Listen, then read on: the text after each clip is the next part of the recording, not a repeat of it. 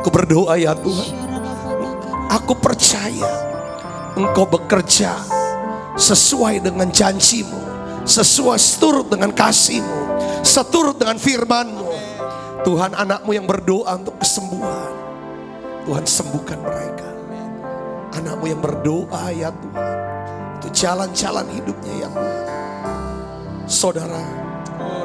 Saudara mau kembali kepada kasih yang mula-mula. Datang pada Yesus. Terus doa, saudara doa. Bapa, dalam nama Yesus,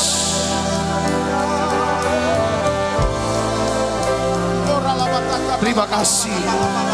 Terima kasih. Aku percaya yang sakit Tuhan sudah sembuhkan. Yes, yang sakit Tuhan sudah sembuhkan. Tuhan sudah buat terobosan. Buat pekerjaan karir mereka, usaha mereka dalam nama Yesus. Mujizat keuangan terjadi. Tuhan, bawa balik anak-anak kami Yesus kepadamu. Berkati masa depan mereka ya Tuhan. Studi mereka, pekerjaan mereka, rumah tangga mereka ya Bapa. Dalam nama Yesus.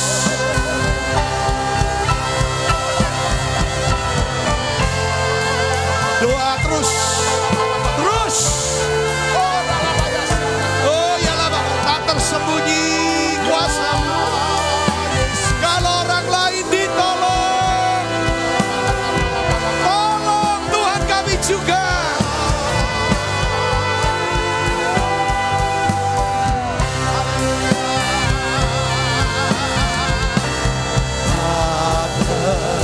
Sembunyi kuasa Allah, kalau lain ditolong, saya juga tangannya terbuka.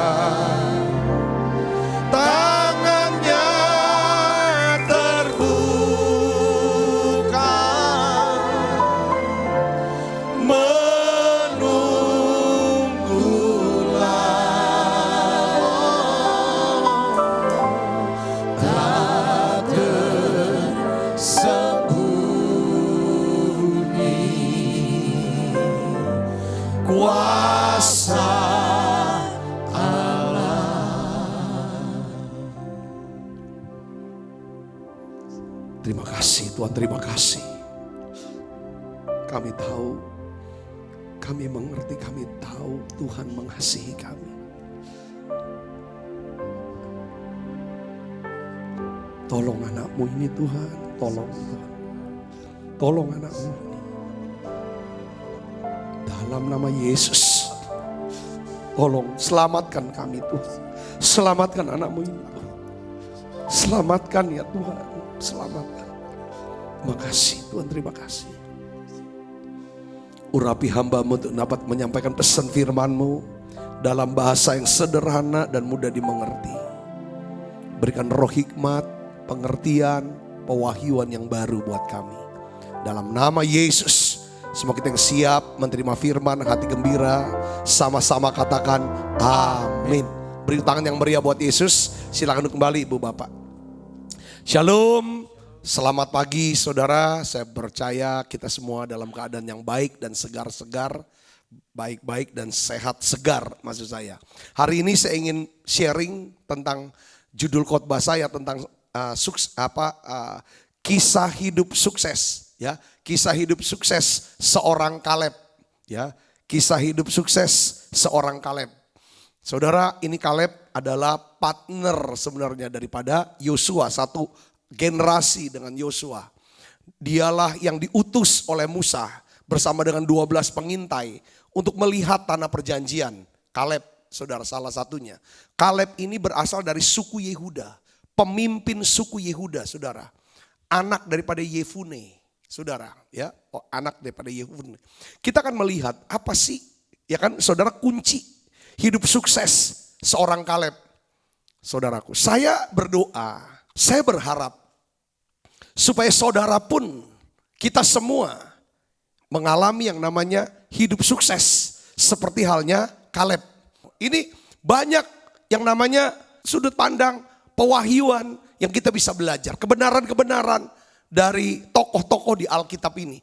Bahkan Yudas sendiri pun kisahnya itu kita bisa petik pelajarannya, saudaraku.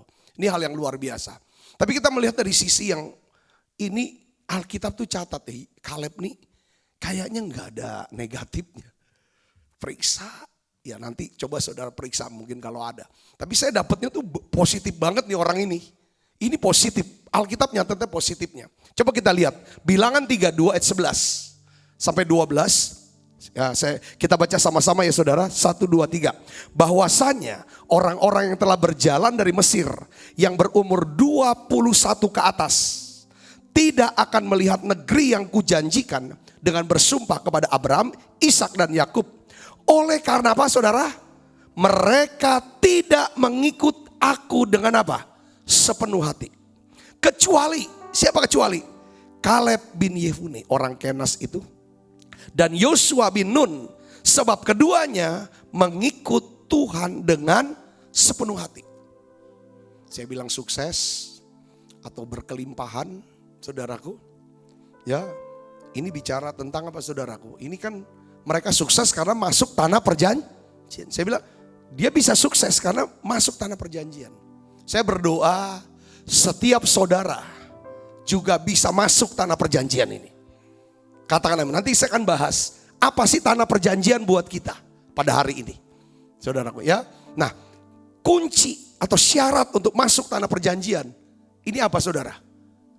Mengikut Tuhan dengan sepenuh hati. Tuhan sendiri berkata bahwa generasi Kaleb tidak ada satupun yang bisa masuk tanah perjanjian. Saudaraku, di sini katakan bahwasanya orang yang telah berjalan dari Mesir yang berumur 21 ke atas tidak akan melihat negeri yang kujanjikan. Dengan bersumpah kepada Abraham, Ishak dan Yakub, oleh karena apa? Mereka tidak mengikut aku dengan apa? Sepenuh hati. Kecuali dua orang ini. Ya, kecuali Kaleb. Sebab Kaleb mengikut Tuhan dengan sepenuh hati. Katakan amin. Kaleb mendapat pengecualian dalam apa? Pandangan Tuhan. Sebab Kaleb, ya kan, mengikut Tuhan dengan segenap hati. Saudara mau nggak mengikut Tuhan dengan segenap hati?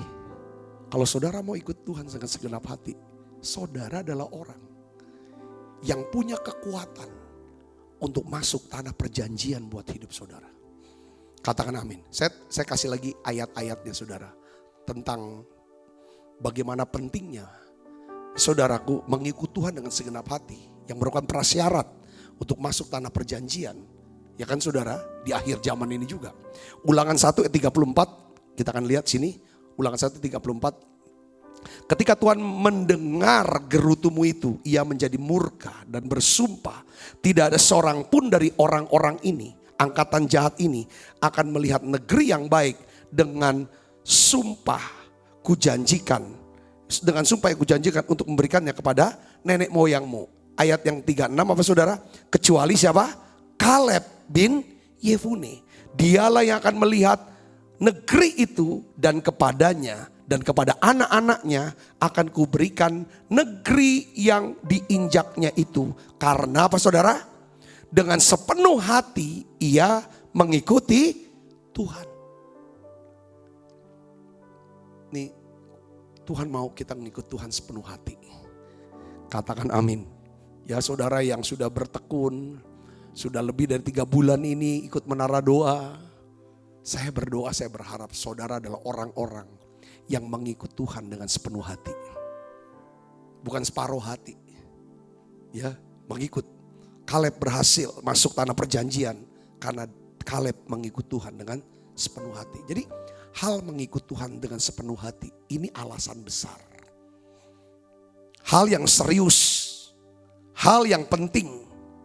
Dan inilah syarat untuk memasuki tanah perjanjian buat kita.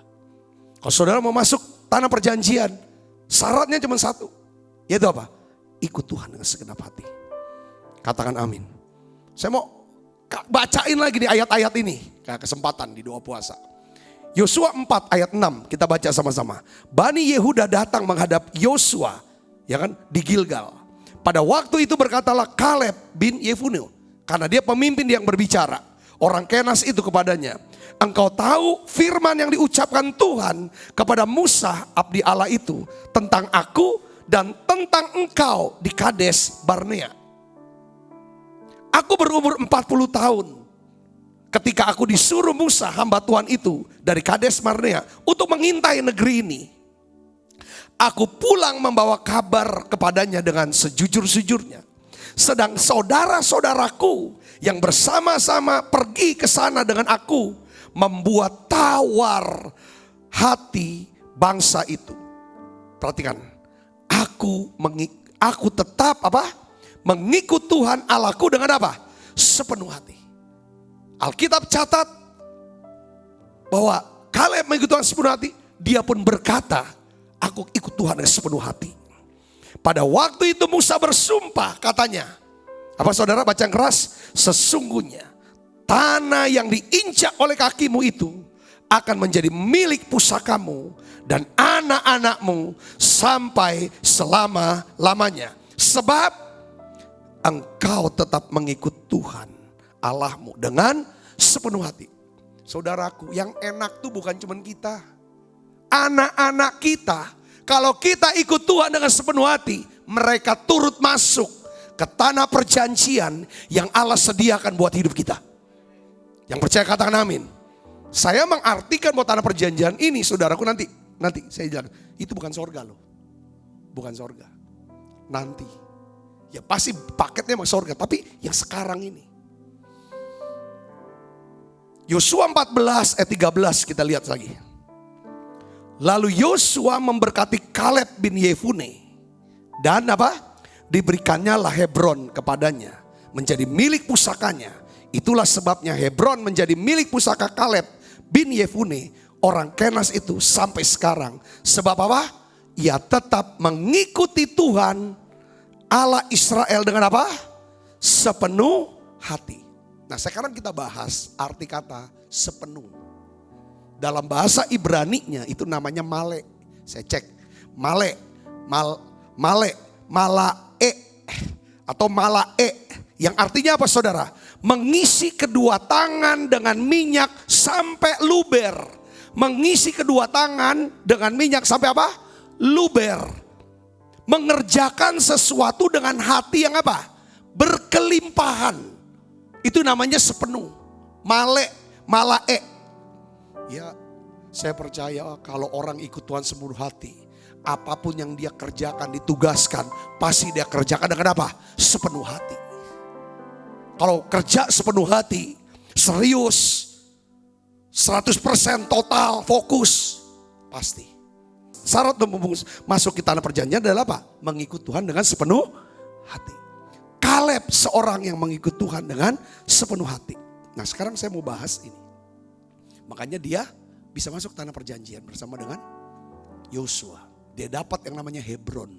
Itu Hebron itu tempat yang paling baik, terbaik di tanah perjanjian loh saudara. Kenapa saya bilang terbaik? Terbaiknya kenapa? Ya memang ada Yerusalem ya. Itu daerahnya subur banget. Yang kedua, bapak leluhur orang percaya, beriman yang namanya Abraham. Dia dimakamnya di Hebron sama istrinya Sarah. Lalu anaknya Abraham namanya siapa? Ishak.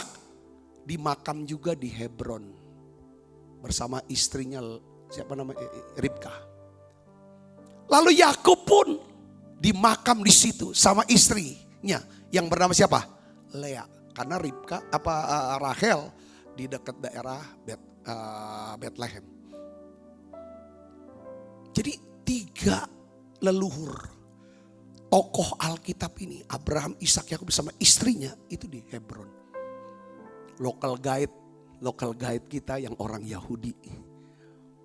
mereka tuh percaya katanya, menurut tradisi orang Yahudi, sepertinya tuh pintu Taman Eden waktu tuh Adam keluar diusir, itu lepasnya jatuhnya di Hebron. Tapi Hebron itu saudari tempat khusus. Ya memang kalau kami tuh kalau ke sana kami coba berusaha. Sekarang udah jadi tepi barat ya, udah dikuasai Palestina ya, gitu kan. Tapi kami bisa masuk, kalau kita bisa masuk. Kita suka datang sana, itu kuburan aja sih, saudara. Tapi itu tempat buat orang Yahudi itu ya sakral. Mereka bisa ibadah di sana.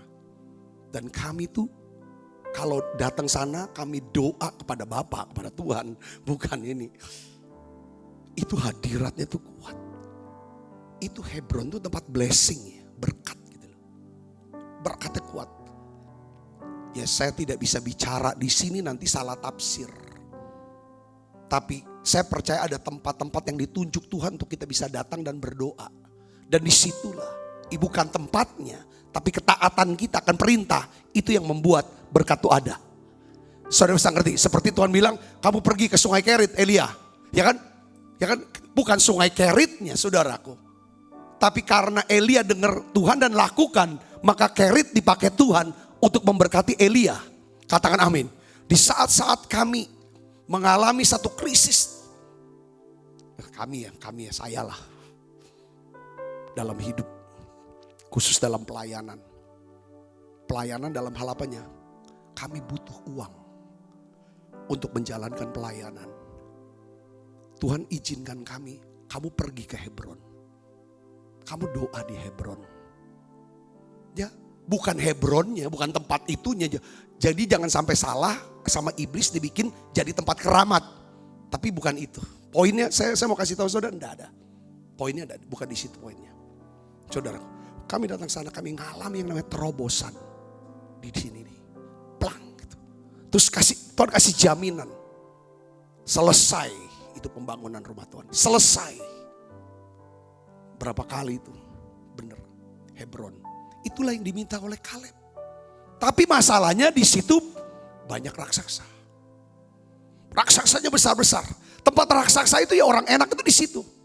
Yang dilihat 12 suku itu, mereka tuh menyebarkan kata-kata perkataan busuk sehingga melemahkan. Karena mereka lihat raksasa di mana? Di Hebron. Tapi tempat itu yang diminta oleh Kaleb. Kenapa? Kok mau? Kaleb tahu ini tempat yang terbaik. Makanya warisan Kaleb tuh sampai Yerusalem, sampai Sion. Suku Yehuda kan? Daud dari suku Yehuda. Yesus suku Yehuda. Saudara-saudara, suku Yehuda, suku lama singa. Saudara, raja itu tongkat kerajaan tidak lepas, otoritas gitu saudara. Jadi kita melihat di sini, suku Yehuda, suku apa kok bisa kuat sekali, berani menaklukkan raksasa. Yang menaklukkan raksasa itu suku Yehuda, mulai dari Kaleb, lalu Daud, itu semua pembunuh raksasa. Yehuda artinya apa? Praise. Kalau saudara orang yang suka, orang yang kita bisa mengikut Tuhan dengan segenap hati. Kalau kita suka praise, suka memuji Tuhan, bersyukur pada Tuhan, katakan amin. Nah sekarang saya mau bahas ini, itu nanti itu. Apa yang dimaksud dengan tanah perjanjian buat kita? Mazmur 144 ayat 15. Saya dapat ayat ini saudara tadi. Coba kita baca sama-sama. 1, 2, 3. Berbahagialah bangsa yang demikian keadaannya. Coba ulangi lagi baca. Ibu bapak yang ikut menara doa ini. Ya ikut program ini. Coba katakan sama-sama dengan saya. Berbahagialah. 1, 2, 3. Berbahagialah bangsa yang demikian keadaannya. Berbahagialah bangsa yang Allahnya ialah Tuhan. Kalau terjemahan dalam bahasa yang lain, ya, dia kan saudara. Di sini katakan how blessed. Kita udah tahu kata blessed. Ya kan? The people who have all this. Yang memiliki semuanya ini. Berkat apa yang ditemui? Jadi tanah perjanjian buat kita. Kalau dari ayat ini saya nangkapnya begini saudaraku.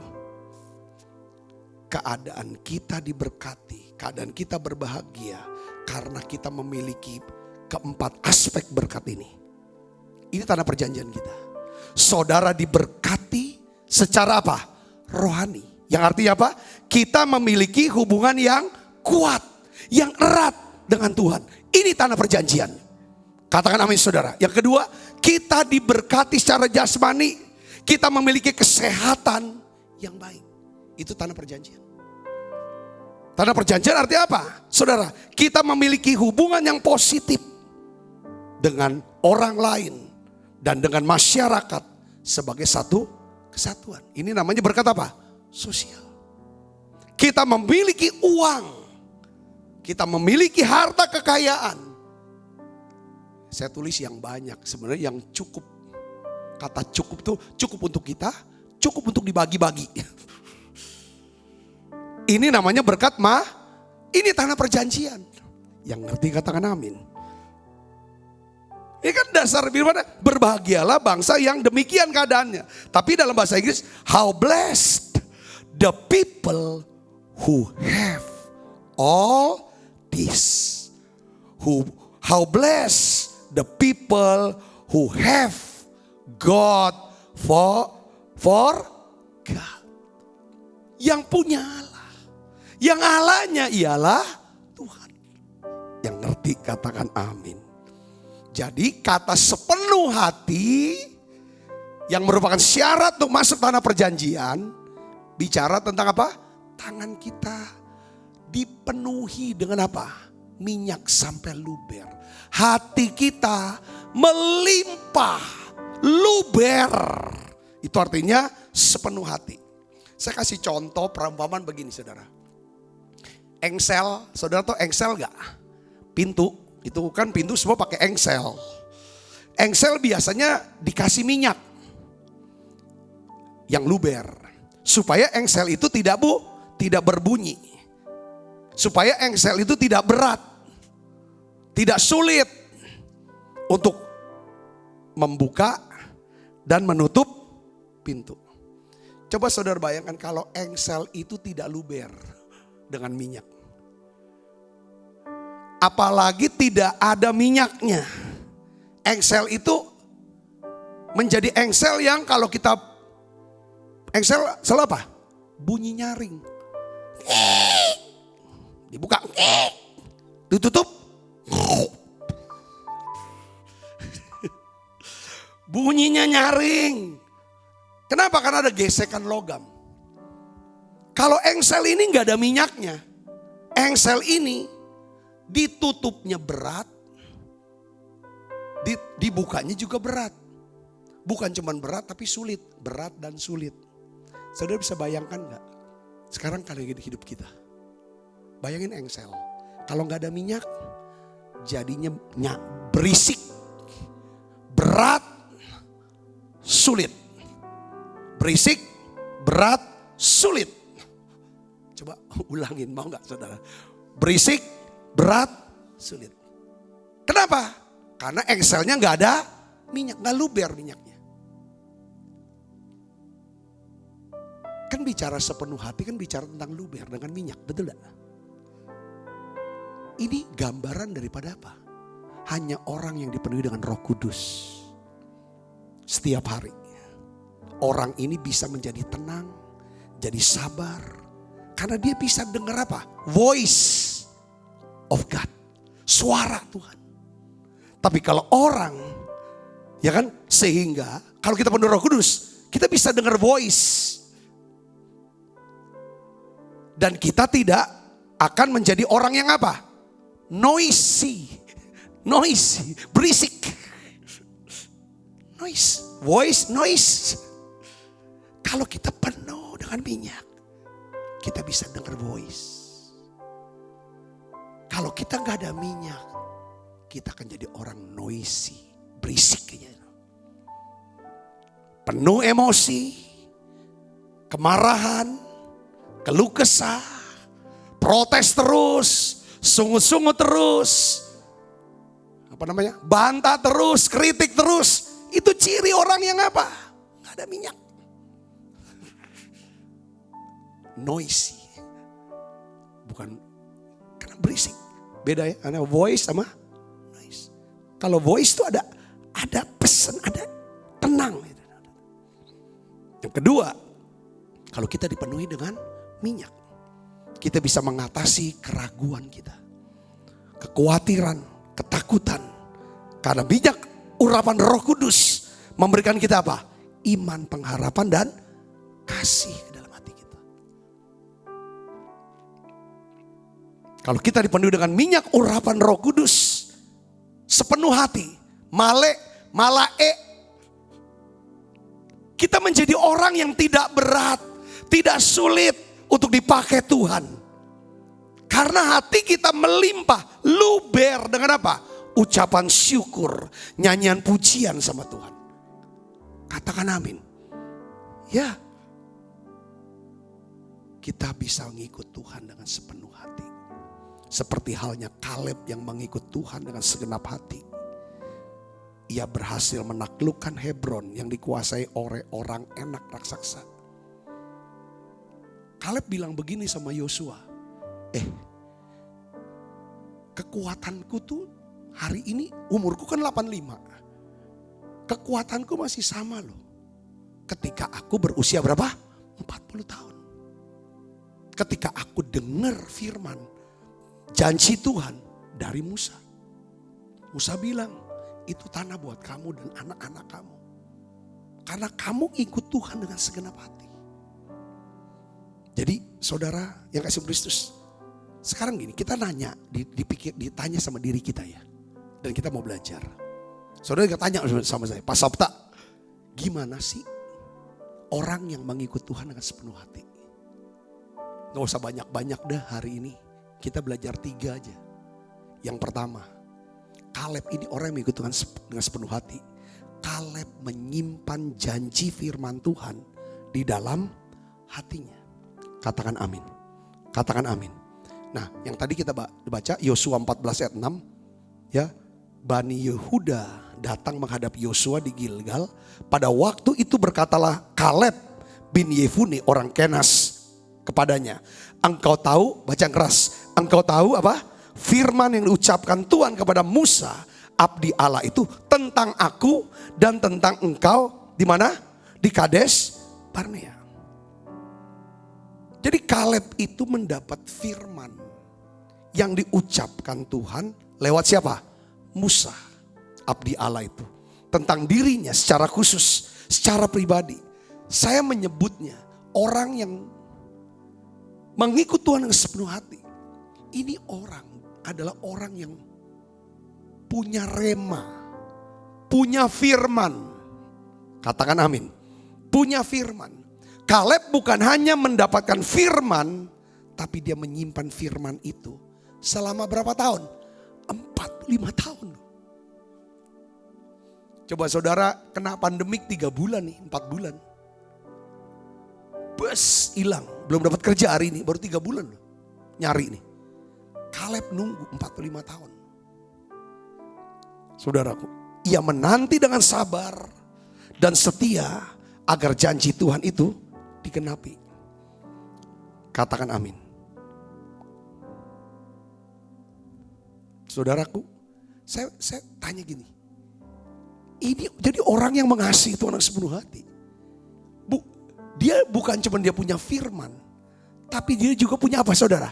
Kesabaran untuk menantikan firman itu digenapi. Waktu dia menantikan firman itu digenapi, saudaraku, dia ngapain aja? Pasti dong, dia harus bertumbuh yang di dalam. Yang di dalam ini, yang kemarin kita bilang, saudara apa? Doanya sesuai dengan kehendak Tuhan. Waktunya seharusnya hari ini. Kalau Tuhan mau kasih sekarang, belum siap saudara ini. Makanya dia bilang apa? Grow. Katakan amin saudara. Kamu harus bertumbuh. Makanya saudara, 45 tahun bukannya cuma ngeluh. Bukan cuma marah, kecewa. Enggak, dia tungguin. Orang nantikan firman itu bukan gitu. Dia nantikan dia tahu kalau Tuhan belum jawab doanya, belum buat berhasil usahanya ini, tapi dia sudah dapatkan janjinya itu. Perhatikan saudara, dia akan bangun imannya. Dia akan bangun saudara skill dia, keterampilan dia, pengertian dia, hikmat dia, kemampuan dia. Semuanya dia akan bangun. Sampai satu hari pada waktu Tuhan, dan Tuhan lihat kamu sudah siap. Waktu sudah siap, dia masuk Hebron. Alkitab bilang tidak ada peperangan di Hebron. Kaleb menghalau raksasa-raksasa itu. Menghalau itu tau gak saudara artinya? Seperti di rumah saudara itu banyak ayam. Cara gimana supaya ayam itu bisa lari dari rumah saudara? Saudara menghalau dengan cara gitu aja. Jadi gak mungkin saudara gebuk-gebukan sama ayam. Enggak, itu hal. Kenapa kok bisa? Cuma menghalau raksasa, gak ada peperangannya. Yang di dalam ini lebih besar daripada raksasa itu. Yang di dalam ini lebih besar. Memang badan dia lebih kecil daripada raksasa enak. Tapi yang di dalam ini lebih besar. Seperti Daud. Daud memang kecil dia. Tapi di dalamnya lebih besar dari Goliat. Yang ngerti kata, apa yang buat dia besar? Itu firman-Nya. Allah menurut pandangannya Kaleb. Allah menurut pandangannya Daud. Adalah lebih besar daripada raksasa itu. Makanya tuh untuk bisa sampai ke 45 tahun. Itu kan bicara bukan cuma percaya. Tapi mengasihi. Karena orang yang mengasihi pasti orang ini sabar. Betul gak? Menantikan janji. Untuk bisa taklukkan Goliat, raksasa-raksasa dalam hidup kita. Gak cukup modal percaya. Saudara harus punya modal juga kasih. Karena untuk sampai kasih, saudara harus punya pengharapan. Untuk bisa punya pengharapan, saudara harus punya iman. Untuk punya iman, saudara harus punya janji firman. Saudara dapat poinnya saudara sini. Orang mengikuti Tuhan sepenuh hati, cirinya adalah itu dia dikuasai oleh kasih. Dia ngerti itu tentang kalau dia punya rencana. Pertama, Tuhan bisa no. Ya kan betul kan saudara? Tuhan sudah bisa suruh apa? Slow. Masih ingat yang kemarin? Yang ketiga, Tuhan suruh apa? Grow. Yang keempat, artinya Tuhan suruh apa? Go. Pergi ke Hebron, ambil Hebron. Tapi ada raksasa, halau saja. Katakan amin. Ku nantikan janji Allah digenapi dalamku. Ku harapkan yang terbaik terjadi di dalamku.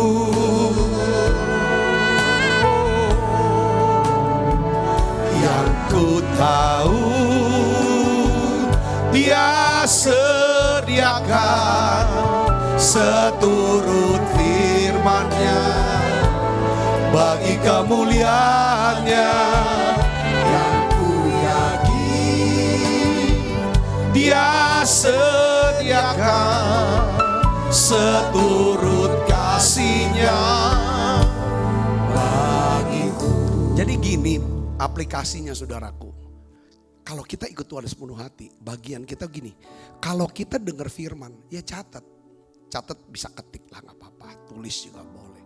Bukan melongo. Ngerti gak? Katakan amin. Kenapa harus catat? Karena inilah waktu kita untuk mau bertumbuh. Saudaraku yang spesies. Ada banyak kesaksian-saksian. Pak, aku catat Pak. Waktu aku catat tuh masuk di hati aku. Waktu masuk di hati aku kayak seperti aku yakin. Lalu seperti kayak udah aku doain. Itu kok bisa dengan mudah yang aku awalnya susah. Setelah aku dapetin catat kayaknya ada firman yang tak berdetak di hati aku.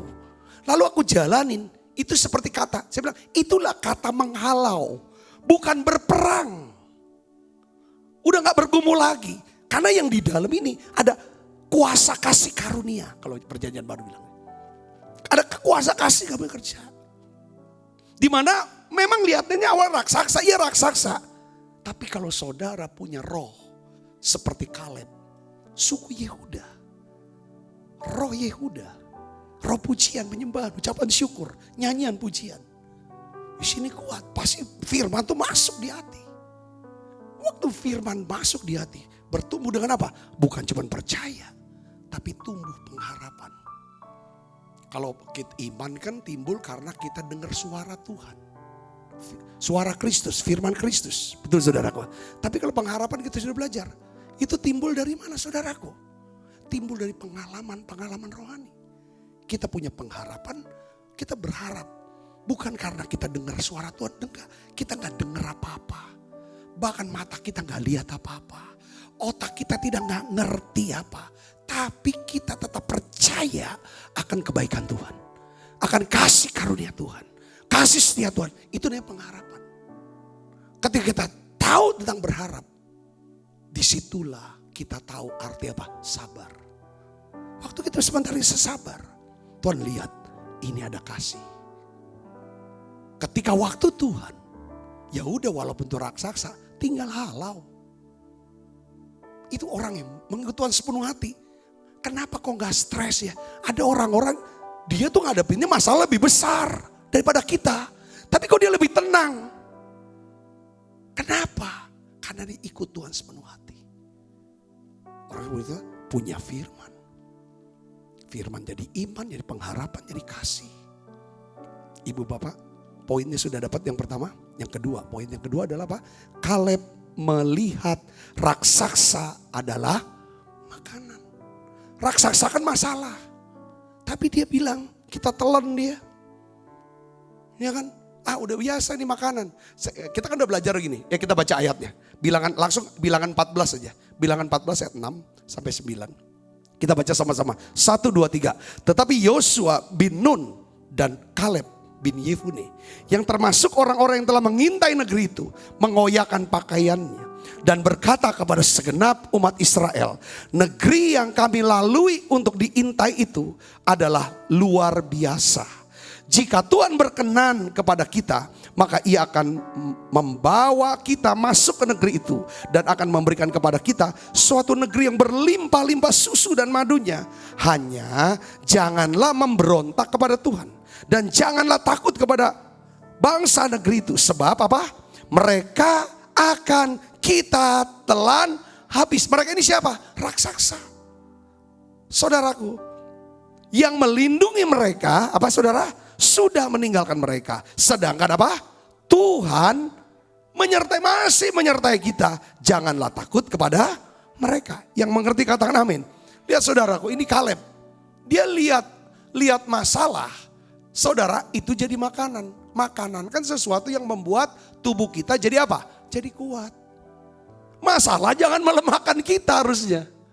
Raksasa harus jadi makanan. Nih saya mau kasih tahu begini. Makanya dengan kata-kata dia kata-kata apa? Perkataan Kaleb, saudara lihat sini, ya kan? Perkataan Kaleb ada perkataan yang apa? Menenteramkan hati bangsanya. Dia berkata apa saudara? Janganlah memberontak kepada Tuhan. Janganlah takut kepada bangsa itu. Sebab mereka akan kita telan habis. Yang melindungi mereka sudah meninggalkan mereka. Sedang Tuhan menyertai kita. Janganlah takut kepada mereka. Ini ciri orang yang mengikuti Tuhan dengan segenap hati. Saudara, cirinya apa? Saudaraku yang sudah, perkataannya itu bisa menenteramkan hati daripada banyak orang. Katakan amin. Perkataan adalah benih bagi perasaan. Amin. Ya, perkataan kita itu benih bagi perasaan. Coba, kalau saudara ucapkan kata-kata firman, maka membangun perasaan apa? Sukacita, semangat. Kalau kata-kata negatif, kata-kata gosip, kata-kata yang negatif, itu kan bikin perasaan jadi apa? Bisa terluka, bisa malu, bisa. Jadi perkataan adalah benih bagi perasaan. Perasaan adalah benih bagi apa? Keputusan. Keputusan adalah benih bagi apa? Masa depan dan kehidupan kita. Saya ulangi, perkataan kita adalah Makanya saudara benih dari perasaan. Kalau saudara mau jaga perasaan saudara, jagai perkataan saudara. Katakan amin saudara. Kalau saudara mau jagain perasaan orang, jaga perkataan kita. Kalau saudara membesarkan perasaan saudara, bikin perasaan senang tiap hari, ucapkanlah kata-kata yang buat hati saudara senang. Karena yang bisa bikin senangnya saudara sendiri. Dengan cara apa? Doa, naikkan nyanyian pujian, bicara sama diri sendiri, perkatakan. Yang ngerti katakan amin. Kita lemah. Daud pada waktu dia mengalami masalah besar, Alkitab kata Daud menguatkan dirinya kepada Tuhan. Saudara, pasti dia ucapkan kata-kata yang jadi benar. Nah perhatikan ini. Orang yang ikut Tuhan sepenuh hati, dia melihat raksasa atau masalah itu sebagai makanan. Perhatikan, kenapa saya bilang ini kayak makanan? Karena dengan masalah adalah benih bagi apa? Bagi kebesaran saudara.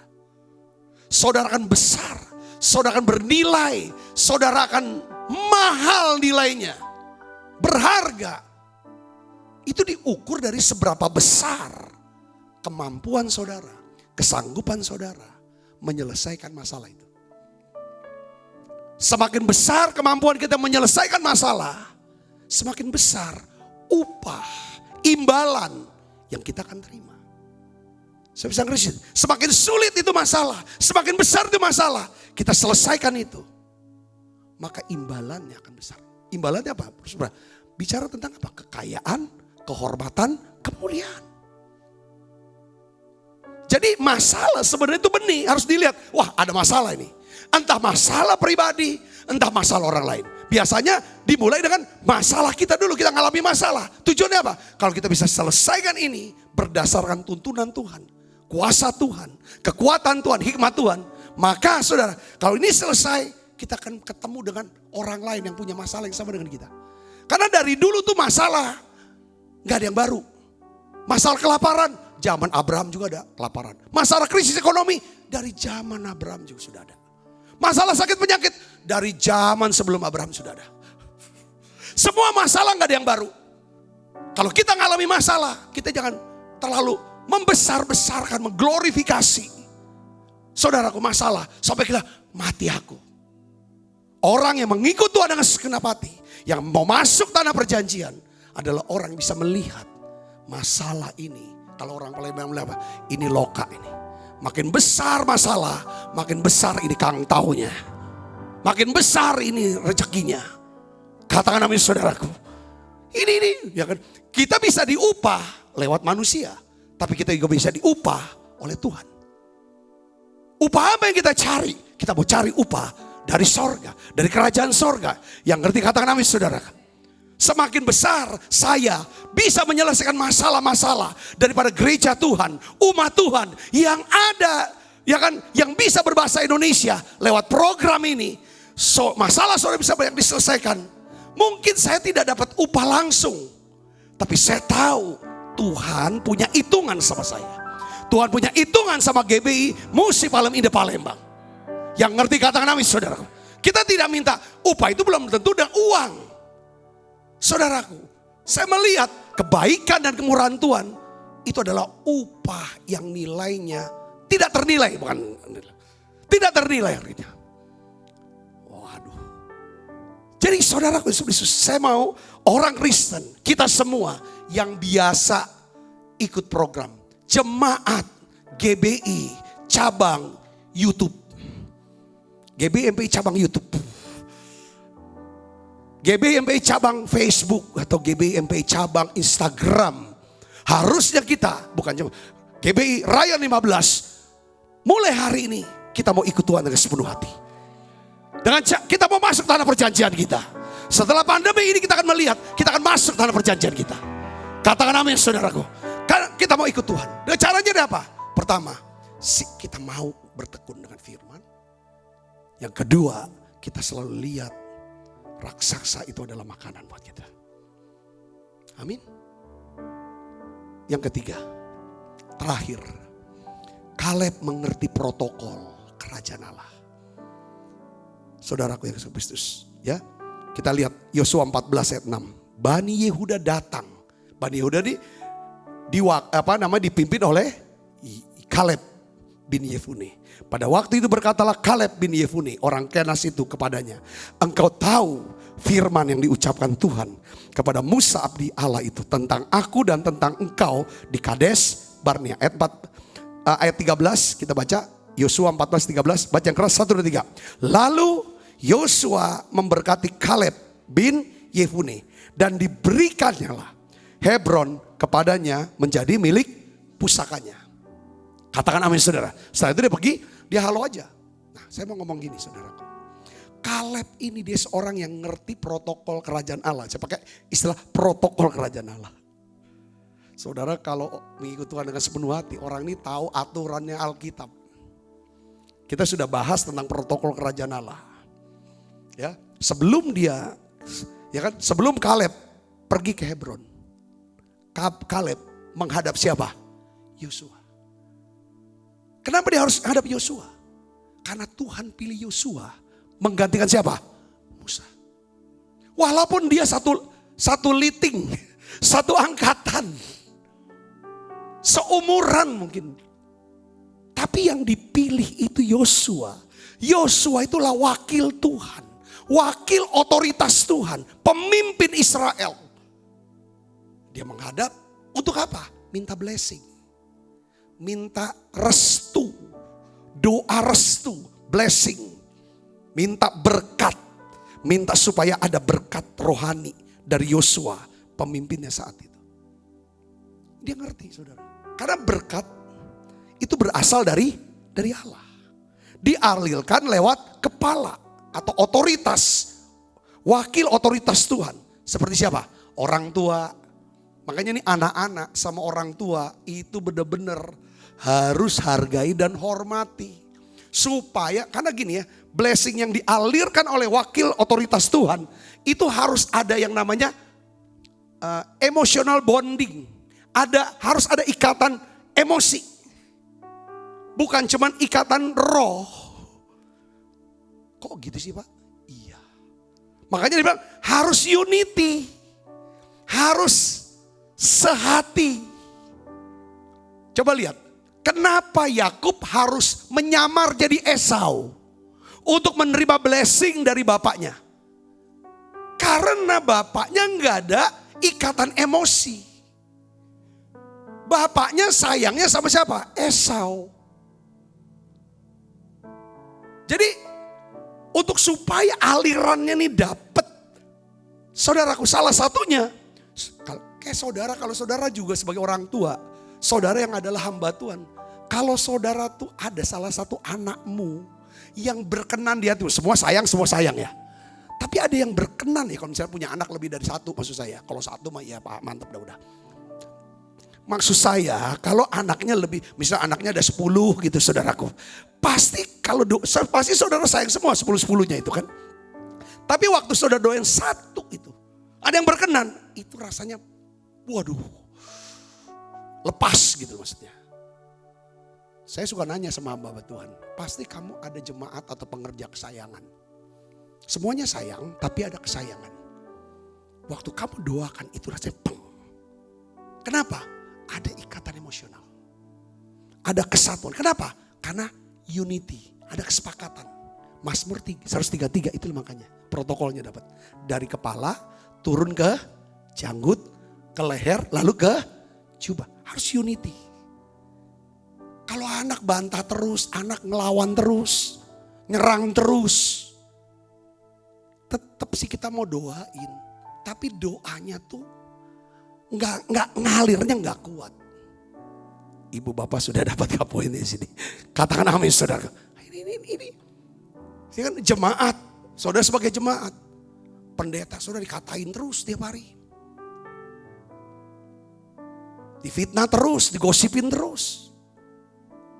Kedengeran lagi. Sekarang Pak, tolong Pak doain anak saya lagi sakit. Didoain pasti. Tapi ngalirnya gak tahu tuh gimana. Bukan berarti gak bisa. Gitu saudara. Ini poinnya di situ harus ada. Kaleb ini cerdas. Dia bangun hubungan baik sama pemimpin yang namanya Yosua. Karena untuk gak dapet Hebron, tanpa blessing daripada wakil otoritas Tuhan, itu berat. Katakan amin saudara. You bisa punya langsung sama Tuhan firman. You bisa bangun hubungan yang bagus sama dia. Tapi kalau you gagal dan you kamu tidak punya yang namanya wakil otoritas Tuhan, sebagaimana yang Tuhan tetapkan untuk lepaskan blessing buat kamu, itu gak dapat. Ini yang pelajaran yang harus kita tahu. Makanya kenapa Tuhan bilang hormati orang tuamu. Orang tua jasmani, orang tua rohanimu. Ini dua, ini penting. Karena dari mereka tuh ngalir. Hormati tuh harus ada satu namanya kedekatan keunitian. Unity itu harus sampai kalau bisa. Bukan cuma satu roh, tapi ada satu kedekatan emosionalnya itu dapat. Saudaraku, yang maksud saya ini. Maka Paulus bilang, jangan kamu saling ini, pahit, kalau benci. Tapi kamu harus saling mengampuni, penuh kasih mesra. Saling mengampuni. Sebagaimana Kristus telah mengampuni. Ada kata kasih mesra. Jemaat Filipi punya kasih. Itu yang membuat ada aliran dari atas turun ke bawah. Saya berdoa saudara diberkati Tuhan. Nah Mazmur 73 ayat 24. Kayaknya harus saya kutip terus di ayat ini. Ini ayat kesayangan. Kita baca sama-sama. 1, 2, 3. Dengan nasihatmu engkau menuntun aku. Kemudian engkau mengangkat aku ke dalam kemuliaan. Jadi gini saudara. Dari ayat ini saya dapetin gini. Kita ini nggak cuma kita tuh bisa dapetin blessing dari seorang wakil otoritas Tuhan. Berupa apa saudara? Doa. Tolong Pak doain, saya ini lagi mau operasi, mau melahirkan anak. Tolong doain ya Pak ya, biar ada berkat.